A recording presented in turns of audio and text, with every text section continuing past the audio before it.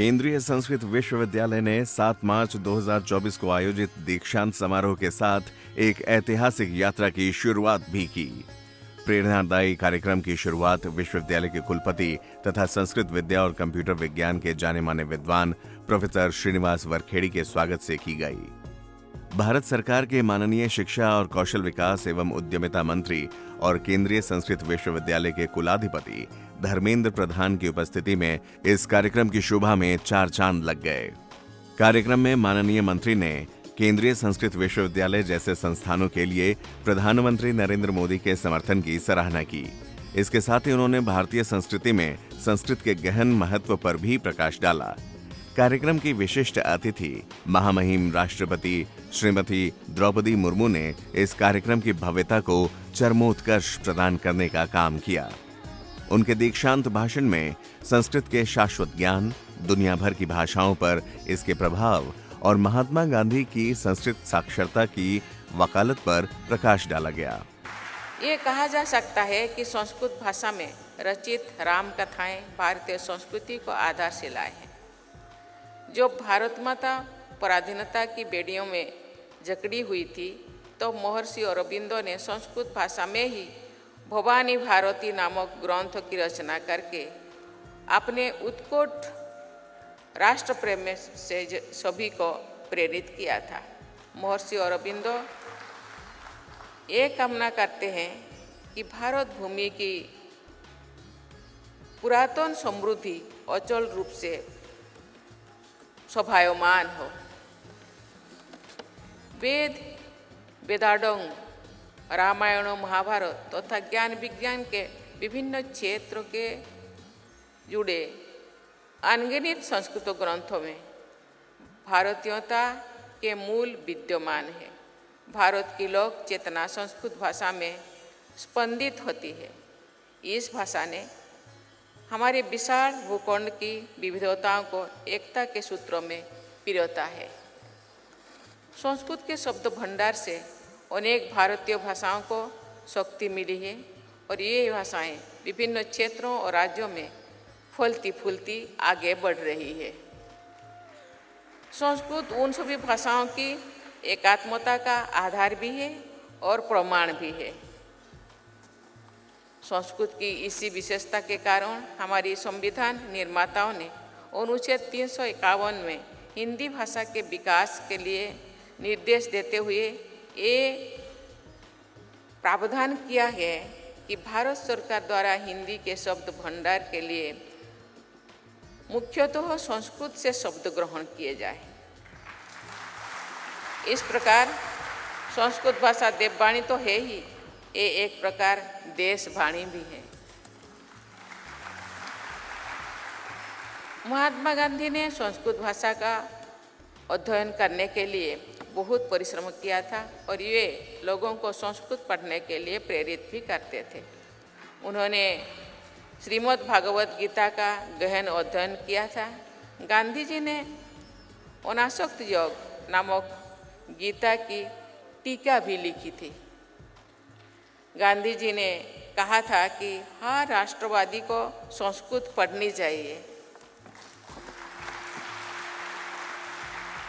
इसी भाषा में तो हमारे पूर्वजों ने सोचा और लिखा था।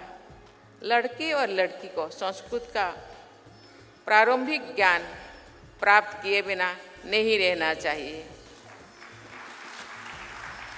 गांधी जी के इस वक्तव्यों के संदर्भ में तो आप सभी विद्यार्थी अत्यंत भाग्यशाली हैं, क्योंकि आपके माता पिता अभिभावकों ने आपको संस्कृत का केवल प्रारंभिक ज्ञान नहीं बल्कि विस्तृत ज्ञान प्राप्त करने का अवसर प्रदान किया है। ये विश्वविद्यालय राष्ट्रपिता की आकांक्षाओं को व्यापक स्तर पर कार्यरूप दे रहा है। इसके लिए मैं विश्वविद्यालय से जुड़े प्रत्येक व्यक्ति की सराहना करती हूँ। समारोह की अध्यक्षता करते हुए कुलाध्यक्ष ने ऐतिहासिक कार्यक्रम देखने पर गर्व व्यक्त किया और स्नातक छात्रों के लिए उज्जवल भविष्य की भी कामना की। सेंट्रल संस्कृत यूनिवर्सिटी ने यह अभिनव कदम उठाया है जहां संस्कृत और आयुर्वेद के बीच की खाई को पूरा किया जाएगा। CSU द्वारा AICTE की इनोवेशन सेल में national commission for Indian system of medicine, India knowledge system के साथ समझौता ज्ञापन पर हस्ताक्षर किया है। भोज पंचांग की अद्वितीय शोध सामग्री है, जिसे चंद्र ग्रहण और त्योहार की सही खगोलीय पहचान के लिए देश भर की पारंपरिक संस्कृत विद्वानों के द्वारा विकसित किया गया है। राष्ट्रीय शिक्षा नीति 2020 की एक ट्रांसफॉर्मेटिव डॉक्यूमेंट है। यह जो सुनिश्चित करना चाहता है कि भारतीय छात्र समग्र शिक्षा प्राप्त करे, आत्मनिर्भर बने और समर्पण की भावना के साथ राष्ट्र निर्माण में योगदान दें। संस्कृत भाषा के विकास के लिए हम कई सिग्निफिकेंट इनिशिएटिव ले रहे हैं। एग्जाम्पलरी संस्कृत विश्वविद्यालय और रिसर्च इंस्टीट्यूट की वित्तीय सहायता प्रदान करना, स्कूल विश्वविद्यालय स्तर पर संस्कृत को छात्रों को छात्रवृत्ति प्रदान करना, गैर सरकारी संगठनों की वित्तीय सहायता प्रदान करना, वेरियस रिसर्च प्रोजेक्ट और प्रोग्राम के लिए प्रेस्टिजियस इंस्टीट्यूशन और Indian institute of technology, Ayurvedic institute और प्रोमिनेंट यूनिवर्सिटी और कॉलेज जैसे प्रतिष्ठित संस्थाओं में इनफॉर्मल संस्कृत टीचिंग सेंटर स्थापित करना। संस्कृत की अन्य भाषाओं को जोड़ने के लिए केंद्रीय विश्वविद्यालय भारत सरकार के सहयोग से मुख्य रूप में 5 परियोजना संचालित कर रहा है। आयुर्वेद गुरुकुलम, भारतीय ज्ञान प्रणाली, हिंदू अध्ययन केंद्र, इंडिया नॉलेज सिस्टम प्रशिक्षण केंद्र। मित्रों, प्रधानमंत्री नरेंद्र मोदी जी के नेतृत्व में सरकार ने देश की बौद्धिक शिक्षा प्रदान करने के लिए बौद्धिक विद्वानों की प्रामाणिक करने के लिए 2022 में महर्षि संदीपनी राष्ट्रीय वैदिक और संस्कृत शिक्षा बोर्ड की स्थापना की है। प्रोफेसर श्रीनिवास वरखेड़ी ने भी बहुत ही उत्साह के साथ कार्यवाही का नेतृत्व किया और शैक्षणिक उपलब्धियों और केंद्रीय संस्कृत विश्वविद्यालय द्वारा स्थापित मूल्यों का जश्न मनाने में दीक्षांत समारोह के महत्व पर प्रकाश डाला। केंद्रीय संस्कृत विश्वविद्यालयस्य प्रथमोऽयं दीक्षांत महोत्सवः। अत्र 14,000 छात्राः उपाधिं प्राप्य कृतार्थाः भवन्ति। इतिहासस्य अविस्मरणीयोऽयं क्षणः साक्षीभूताः वयमेव धन्याः। सर्ववन्द्या महीदेवाः, सर्वाणि समुपासकाः, स्नातका बान्धवाः सभ्याः भवद्भ्योऽपि नमो नमः। अद्य सुप्तोत्थितस्य मे किमयं स्वप्नः उत जागृतिः इति कश्चन विस्मयो जातः। बहोः कालात् प्राक् काचित् संस्कृतपाठशाला दृष्टा। तत्र फलकं गलितं, भवनं जीर्णं, जनाः वृद्धाः, आवरणं निखिलं मलिनम् इति संस्कृतस्य दशा दृष्टा। किमिदं संस्कृतस्य स्वरूपम्? अद्य एतादृशे नव्ये दिव्ये भव्ये सभागृहे तरुणाः संस्कृतस्नातकाः भारतस्य राष्ट्रपतिना उपाधिभूषिताः भवन्ति इति अहो संस्कृतस्य अद्यतनं महनीयं कमनीयञ्च रूपं दर्शं वयं मोदामहे।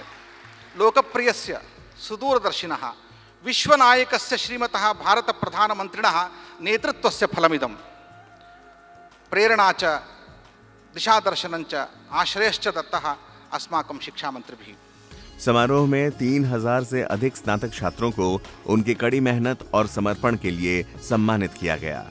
5 उत्कृष्ट विद्वानों को दिए गए मानद डी.लिट की उपाधियां उल्लेखनीय हैं।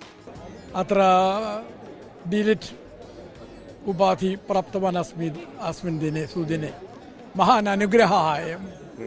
केन्द्रीय संस्कृत विश्वविद्यालयेन एतादृशः पुरस्कारः दीयते प्रथमम्। तत्रापि केरलराज्यादारभ्य विविधेभ्यः प्रान्तेभ्यः समागताः सम्मिलिताः सन्ति। काश्मीरपर्यन्तं जनाः अत्र आगताः सन्ति। सर्वेपि अतीव सन्तुष्टाः आनन्दिताः वर्तन्ते। संस्कृतस्य सम्माननं भवति, तेन सह संस्कृतज्ञानाम् आचार्याणां पण्डितानां छात्राणां च अपि समादरणं भवति इति महान् सन्तोषः। मैं संस्कृत की हेड ऑफ द डिपार्टमेंट की, उसी से अब मुझे सेवानिवृत्त होके भी 25 साल हो गए हैं। अब संस्कृत का काम नहीं रुका है। सेवा से निवृत्त हो गई, संस्कृत से निवृत्त कभी नहीं होंगी। क्यों? मुझे ये लगता है कि अपनी जो संस्कृति है भारत की, वो संस्कृत पर ही आधारित है। चाहे आप जम्मू के हो या कश्मीर के हो या नीचे कन्याकुमारी के हो। विश्व में संस्कृत का प्राचीनतम विश्व की जो भाषाएं हैं उनमें संस्कृत वर्तमान समय में सर्वाधिक लोकप्रिय है, और अमेरिका में और यूरोप में और चीन में और जापान में और सर्वत्र ये संस्कृत लोग पढ़ने के लिए अधिक से अधिक प्रवृत्त हो रहे हैं, क्योंकि उसमें उनको एक मानव जाति के कल्याण के और मानव संस्कृति के कल्याण के का मूल स्रोत उनको वहाँ प्राप्त हो जाता है। संस्कृत साहित्य की स्थापना राष्ट्र के लिए, संपूर्ण विश्व के लिए परम आवश्यक है, क्योंकि अंत में समग्र मानवता तो एक ही है। किन्हीं कारणों से जो है मानवता बटी है, संस्कृत को कहा गया है कि सर्वे भवन्तु सुखिनः सर्वे सन्तु निरामयाः, उसमें भेदभाव नहीं कहा गया है।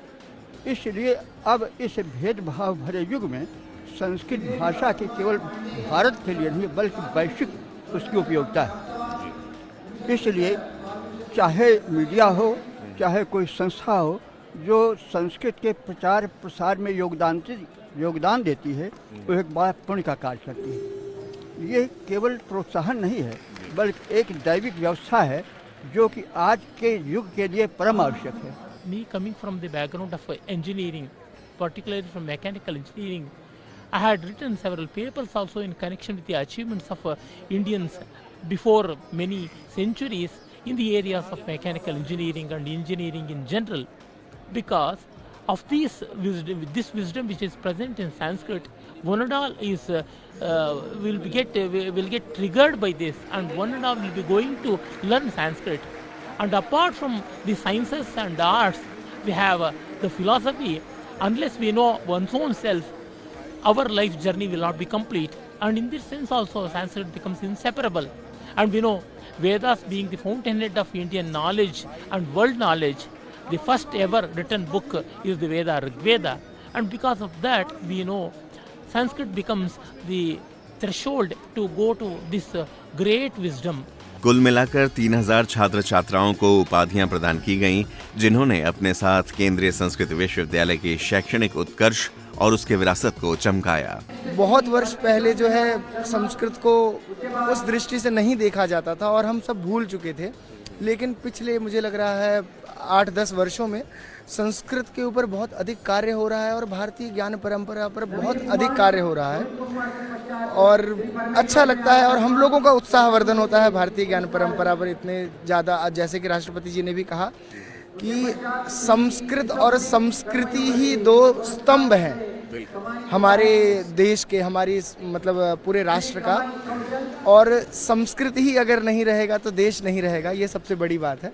डॉक्टर उदय प्रकाश झा, मैं दिल्ली यूनिवर्सिटी के सेंट स्टीफन्स कॉलेज से पास आउट था एमए, और ग्रेजुएशन में भी मैं अपने कॉलेज में गोल्ड मेडलिस्ट था।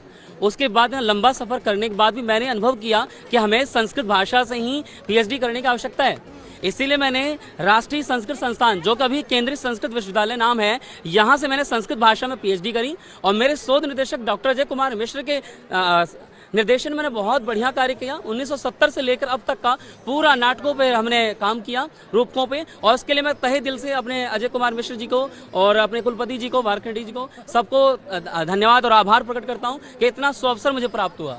स्टार्टिंग से ही मुझे संस्कृत में रुचि थी और आज पहली बार मैंने ये कॉन्वोकेशन देखा, राष्ट्रपति को भी देखा, तो देख के एक उत्साह मेरे अंदर आया।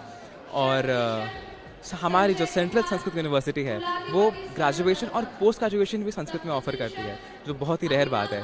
तो ये सब देखकर और उत्साह आता है। संस्कृत के विषय में मेरी यही रुचि है कि मेरे पिताजी संस्कृत टीचर हैं, प्रारंभिक मुझे संस्कृत से मिला है, पूरा घर में उसी तरह का वातावरण है। गुरुकुल में पढ़ा हूँ, गुरुजी ने संस्कृत में मेरा बड़ा सहयोग किया। रवि शास्त्री के बाद ही आगे जो डॉक्टर लगा है, डॉक्टर रवि शास्त्री, वो मेरे गुरुजी आदरणीय डॉक्टर अजय मिश्र जी के कृपा से ही लगा है, और संस्कृत के प्रति इन्होंने ही और आगे से आगे बढ़े हैं, और इन्हीं के ही आशीर्वाद से सरकारी नौकरी केंद्रीय विद्यालय में मुझे प्राप्त हुई है। मेरी ये 8वीं संस्कृत जॉब है। 8 सरकारी नौकरियां मुझे मिल चुकी हैं संस्थान के कारण, और मुझे 4 संस्कृत समाराधक सम्मान, 50 संस्कृत सेवक सम्मान। अभी रिसेंटली माननीय मुख्यमंत्री जी के लिए मैंने श्री मनोहर लाल खट्टर जी के लिए मैं हरियाणा में कार्यरत हूँ एज ए असिस्टेंट प्रोफेसर, और अपने महाविद्यालय में मैं रजिस्ट्रार का कार्यभार देख रहा हूँ। तो जी से ही सुन लेते हैं कि क्या बच्चों को ऐसा क्या बताते हैं जो सारे सरकारी नौकरी और डॉक्टरेट की उपाधि पाते हैं। सर ऐसा है कि हम तो सिर्फ उसमें तत्कालिक कारण बनते हैं, करते तो ये लोग हैं और मुकुट हम लोग ले जाते हैं। सच तो यही है, और हम मुझसे ज़्यादा इन लोगों में संभावनाएं हैं। जो मुझे करना था मैं तो कर ही रहा हूँ, लेकिन हमसे ज़्यादा ऊर्जा इन लोगों में है। तभी मुकुट इनके सर पर है, आपके सर पर नहीं है। आपसे जानना चाहूँगा सर, मेरा नाम रमनारायण शर्मा है और मैंने सर के अजय कुमार जी मिश्रा जी के सानिध्य में PhD करी है मध्य प्रदेश के दिग्दर्शन विषय पर। अभी मैं केंद्रीय विद्यालय और अभी मध्य प्रदेश में कई पदों पर जो है चयनित हुआ था, लेकिन वर्तमान में भी दिल्ली गवर्नमेंट के विद्यालयों में अपनी जो है सेवाएं दे रहा हूँ। से जो हैं डॉक्टर मोहम्मद हनीफ खान शास्त्री के सानिध्य में उनके दिग्दर्शन में जो हमने PhD की है, और मेरा विषय जो है आर्ष महाकाव्य स्त्री शिक्षा सम्मानंच रहा है।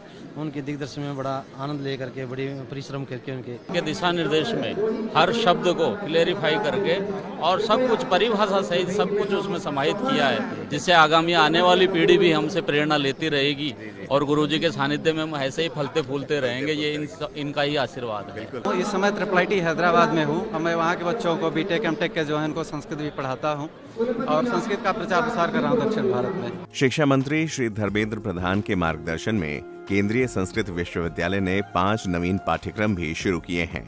ये हैं आयुर्वेदिक शिक्षा को गुरुकुल शिक्षा से जोड़ना, भारत भर में 25 नए गुरुकुल कॉलेजों की स्थापना करना, आयुर्वेदिक शिक्षा की पहुंच को सुविधाजनक बनाना, भारतीय ज्ञान परंपरा और एकीकृत अनुसंधान अध्ययन पद्धति को बढ़ावा देना, संस्कृत शोधकर्ताओं के लिए वैज्ञानिक संस्थानों के साथ सहयोग करने के अवसर पैदा करना, प्राचीन न्याय शास्त्र में नवीन पाठ्यक्रम शुरू करना, संस्कृत ग्रंथों के गहन अध्ययन के लिए गणेश शास्त्र नामक पाठ्यक्रम शुरू करना, नैतिक शिक्षा अभियान, पंचतंत्र जैसे संस्कृत ग्रंथों के माध्यम से नैतिक शिक्षा को पाठ्यक्रम में एकीकृत करना, ओलंपियाड की शुरुआत, ओलंपियाड प्रतियोगिताओं के माध्यम से विश्व स्तर पर संस्कृत, गीता और भारतीय कलाओं के बारे में जागरूकता फैलाना।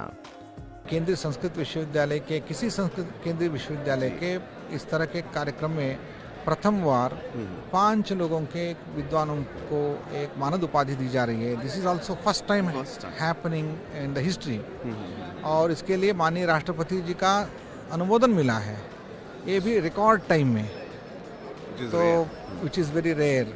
तो मैं मानता हूँ ये संस्कृत विश्वविद्यालय का, केंद्रीय संस्कृत विश्वविद्यालय का सौभाग्य है कि सारे मानद उपाधि, स्वर्ण पदक और इतने छात्रों को एकत्रित करना, ये हमारी टीम ने बहुत अच्छे काम किया है, वंडरफुल काम किया है। इसके सभी लोग बधाई के पात्र हैं। Future of India lies with the future of Sanskrit. If we want to create future of our nation and we should create future of Sanskrit, and Sanskrit is the future, because we want, as we all know, India is going to be accepted as Vishwaguru, and knowledge is only the power, knowledge is hidden in Sanskrit, and today that sort of pan-Indian nature of Sanskrit we can see in this hall. We have students from across the country, from northeast to Jammu, Kerala, Tamil Nadu, Karnataka, from everywhere. This is the beauty of Sanskrit, and we connect. So India is, Akhand Bharat is created through Sanskrit. यह जो दीक्षांत समारोह है, यह अभूतपूर्व समारोह है। संस्कृत के छात्रों के लिए एक बहुत बड़ा ही यह प्रोत्साहन की बात है। ये दीक्षांत समारोह संपूर्ण भारतवर्ष ही नहीं, संपूर्ण विश्व के लिए गौरव का विषय है, क्योंकि इसके द्वारा सभी लोग प्रोत्साहित होंगे और साथ ही साथ संस्कृत नीति का भंडार है, इसलिए सभी लोग नीति से और सद्गति वाले मार्ग पर चलने का प्रयास करेंगे। बहुत बहुत धन्यवाद। आज का यह दीक्षांत समारोह भारत के विकास यात्रा में एक नया अध्याय को प्रारंभ करता है। इस तरह के कार्यक्रम संस्कृत के लिए और संस्कृत के शास्त्रों के लिए एक नया जीवन देगा। विशेष करके आज जो हमारी राष्ट्रपति महोदया हैं, उनके मुखारविंद से जो संस्कृत की विशेषताएं और संस्कृत के विषय में सुनने का अवसर मिला, ये बहुत अच्छा लगा। ये संस्कृत की उन्नति की एक सोपान का चढ़ने के लिए मार्ग है, बस बढ़िया और सब है। अभी आज माननीय राष्ट्रपति जी से उल्लेख किए हैं, हमारा जो है मेन जो है अधिकाधिक इस बार जो है जो लड़कियां जो है हमारे जो गोल्ड मेडल में लगभग 50% जो लड़कियां गोल्ड मेडल हासिल किए हैं। हमारा अभी शायद सभी गोल्ड मेडल में जब देखेंगे शायद पूरा 50% 70% जो है सभी लड़कियां ही थे ग्रुप वोट में जो है। बड़ी बात है ये हमारे लिए बहुत बड़ी उपलब्धि है, क्योंकि न केवल जो है भारत का हमारा जो है नॉर्थ ईस्ट में जो त्रिपुरा में जो है जितने जो हमारा वनवासी जो लड़कियां जो पढ़ रहे हैं वो बहुत हमारे लिए एक स्रोत क्या पावर मिलती है उनसे जो है। इससे क्या होगा, हम और इसके लिए काम करने के लिए हमारा एक शक्ति मिलती है इससे जो। संस्कृत एक ऐसी भाषा है जो भारतीयता को परिचायिका है एक्चुअली। तो अगर हम भारत को जानना चाहते हैं, भारतीय संस्कृति को जानना चाहते हैं, तो संस्कृत के माध्यम से होगा और संस्कृत शिक्षा के माध्यम से होगा। जब इतने सारे बच्चे संस्कृत शिक्षा से संपन्न होकर देश के सुदूर प्रांतों में जाएंगे और मूल्यों के साथ में, नैतिकता के साथ में, उन छोटे छोटे श्लोकों के साथ में, एक बड़े बड़े संदेश के साथ में जब वो जाएंगे, तो निश्चित ही भारत में जो वैल्यूज़ हैं जिसके लिए भारत पहले से जाना जाता है वो और अधिक प्रचलित होंगी। और वैश्विक पटल पर भारत की पहचान अध्यात्म में है और अध्यात्म का सीधा संबंध संस्कृत से जुड़ा हुआ है। कि पहले राष्ट्रीय संस्कृत संस्थान सिर्फ संस्कृत और आनुषंगिक अध्ययन के लिए, अनुसंधान के लिए जाना जाता था। अब ये सेंट्रल संस्कृत यूनिवर्सिटी सिर्फ संस्कृत नहीं, ये लॉ की भी पढ़ाई करवाएगा, ये कंप्यूटर साइंस की भी पढ़ाएगा। अभी हमने बीएससी और एमएससी योगा में हमारा जो रघुनाथ तीर्थ परिसर देवप्रयाग में वहाँ शुरू किया है। हमने 12 innovative diploma PG diploma program शुरू किए हैं। उसके अलावा हिंदू स्टडीज में हमने एमए प्रारंभ किया है। ये पारंपरिक संस्थान रही है, विश्वविद्यालय है, तो इसलिए उपाध्याय महोपाध्याय जैसी जो परंपरा है उन परंपराओं को भी जागृत किया जाए, ताकि हमारी जो मूल धारणा है ना, जैसे अभी मंत्री जी ने कहा कि किस तरह से विद्यालय के सिस्टम से भारतीय परंपरा को तोड़ी गई, तो इस तरह की अलंकरण व्यवस्था से फिर एक नवजागरण हुआ, पुनराविष्करण होगा एक पूरी संस्कृति का, जीवन परंपरा का, रहन सहन का, एक अपनी मौलिकता का विकास होगा। इस बार ऑनलाइन माध्यम से पाठ्यक्रम का आरंभ किया है, जिसमें 26 देशों से 5000 से ज़्यादा छात्रों ने अपना रजिस्ट्रेशन किया है और वो सब पढ़ने में रुचि दिखा रहे हैं। 45 प्रकार के पाठ्यक्रम हमने लॉन्च किए प्रथम बार, और उसमें बहुत ही अच्छी प्रतिक्रिया लोगों की रही है। और IKS डिवीज़न भारत सरकार का, उनके साथ हमने समझौता भी पत्र आज किया है, MOU दोनों के साथ MOU किए हैं। इसके माध्यम से संस्कृत सभी छात्र IITs में जाके पूर्ण रूप से 2 साल IITs में साइंस का अध्ययन कर सकते हैं, और एक छात्र के लिए 75,000 रुपीज़ पर मंथ दिया जाता है। इसके साथ ये एक बहुत भव्य शुभ अवसर छात्रों के लिए मिला हुआ है। आज एक समझौता माननीय मंत्री महोदय जी के करकमलों से आज का इसका उद्घाटन भी हुआ था। आज के प्रोग्राम का संबंध है, तो आप कैमरा घुमा के देखेंगे, आपको ये समझ नहीं आएगी कि भारत में संस्कृत है या संस्कृत में भारत है, दोनों आपस में घुल मिल गए हैं। और ये बहुत ही एक अद्भुत अनुभव यहाँ पे हो रहा है। और सबसे बड़ी बात है कि संस्था तो 1970 से चल रही है, परंतु केंद्रीय संस्कृत विश्वविद्यालय 2020 में बना, और उसके बाद ये हमारा प्रथम कन्वोकेशन प्रोग्राम है। और मैंने भी इसमें हाल ही में एक साल पहले ही ज्वाइन किया, तो मुझे भी बड़ा सौभाग्य मिला इसमें ज्वाइन करने का। और इसी बीच 1 साल में मैंने जो अनुभव किया कि भारत सरकार का जो फिलहाल टारगेट है NEP 2020 के अनुसार इंडियन नॉलेज सिस्टम, और उसमें भी संस्कृत का योगदान, इन दोनों को अगर देखें तो इसको पूरा बढ़ावा देने के लिए भारत सरकार की तरफ से बहुत अनुदान का ध्यान रखा जाता है।